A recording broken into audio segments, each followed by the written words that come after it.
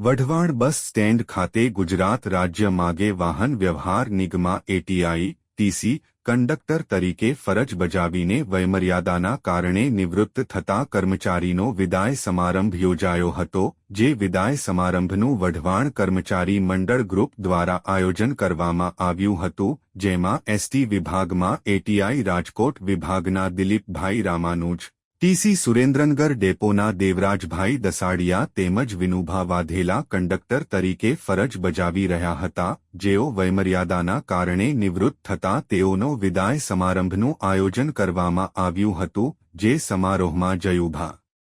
જાડેજા કર્મચારી મંડળ પ્રમુખ રાજકોટ મુખ્ય મહેમાન તરીકે ખાસ ઉપસ્થિત રહ્યા હતા, સાથે સુરેન્દ્રનગર ડેપો કર્મચારી મંડળના પ્રમુખ રાજભા પરમાર મૂળી, અનિરુદ્ધસિંહ પરમાર પ્રમુખ credit society, Surendranagar ST depot manager Chaudhary જે.એ.